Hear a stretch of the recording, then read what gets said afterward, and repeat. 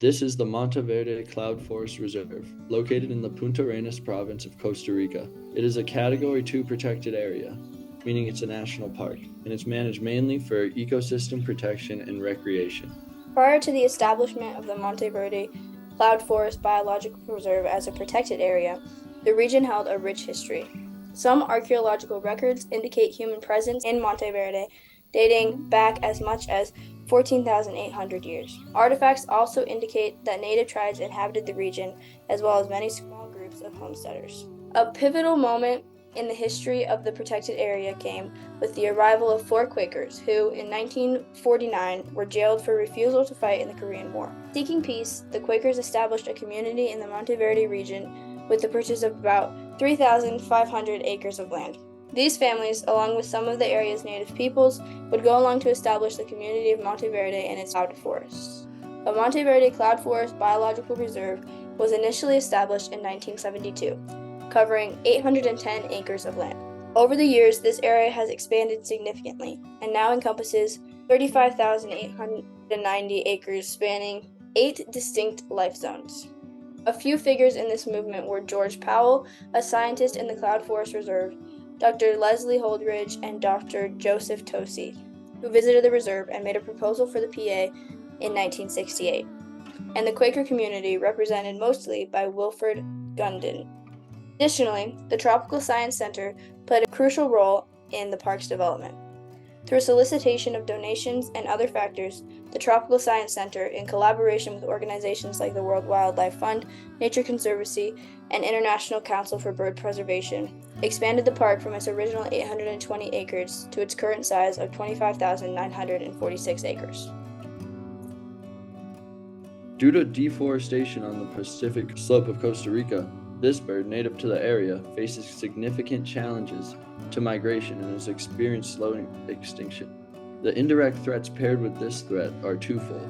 First, the loss of native habitat and forest cover on the Pacific slope disrupts a delicate ecological balance.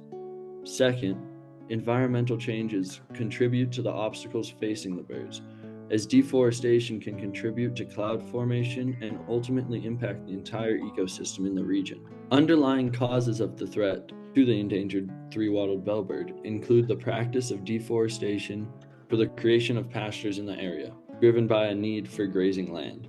History has a profound influence on this threat, as the legacy of deforestation has persistently disrupted migration patterns and habitat for the three-wattled bellbird. However, there is hope in the form of conservation efforts. In 1998, the Fundación Conservacionista Costarricense was established to restore abandoned pastures with native forest on the Pacific slope. A partnership with the Monte Verde Institute has led to the successful restoration of over 250,000 native trees, reclaiming 500 hectares of land as healthy forests. Despite the outward appearance of a thriving ecosystem, shifting baseline syndrome, or SBS, has clouded our perception of the true extent of past damage, making it crucial to continue these restoration efforts to support the bellbird and the entire ecosystem. Apart from the focal threat affecting the Pacific slope and the three-wattled bellbird, there are other direct and indirect threats that affects Monte Verde on a daily basis. Tourism brings threats such as rural and urban development, human overpopulation, conflicts with wild animals, and more. An indirect threat affecting the park was the cattle ranching that was done back in the early 1900s. The 3 key management principles utilized by the park include the idea that dealing with threats may require long-term activity. This management principle certainly pertains to the successful restoration of the Monte Verde National Park and the Greater Pacific Slope ecosystem. Restoring such a large area requires establishing many individual land purchases and conservation easements, which will take much time.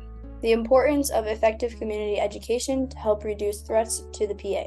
Monte Verde Institute has demonstrated proficiency in community education, employing a hands-on approach to educate both residents and tourists. This approach not only spreads valuable knowledge, but also actively engages visitors and cultivates a deep appreciation for the ecosystem in the park. The management plan recognizes a few important strategies for the management of threats. Among these strategies begins with interinstitutional coordination. which promotes collaboration between relevant sectors and organizations to ensure the goals and quality of life for surrounding communities. Partnership between Monte Verde Institute and Fundación Conservacionista Conservacionista Costarricense. Costarricense demonstrate this perfectly. Another strategy uses the management of knowledge, which corresponds to all actions aimed at facilitating biological and social research, monitoring the state of natural resources, environmental education, as well as spreading of relevant information for protection and conservation, demonstrated through the constant and detailed research done in the Pacific Slope region. The park also recognizes the necessity of actions aimed at mitigating and adapting to the effects of climate change, with special attention to the maintenance of forests. The park has identified the following specific goals for protection of the forest, which resonate with the planning tools. Effective environmental planning processes are necessary to combat threats to PAs. They've done this by contributing to sustainable development and the improvement of the quality of life of communities neighboring the park. Additionally, the Recreation Opportunity Spectrum, or ROS, identifies acceptable development areas in a protected area. Monte Verde succeeds in this area as many tourist attractions such as ziplining, guided nature tours, hiking, and more are accessible from the previously established town or within about a mile of that town. This limits most of the visitor movement to a very small area within the greater national park. In terms of policy and legislation, Monte Verde National Park has zoned their national park into 5 levels of protective zonation. These zones are classified in the map. Green is the zone of minimum or no intervention. Yellow is the zone of low intervention. Orange is the zone of medium intervention. Red, zone of high intervention, and the purple lines around the greater protected area are the buffer zone, which spans about 1,000 meters. Park also utilizes sustainable use limits to facilitate and manage biological and social research, as well as monitoring the state of natural resources.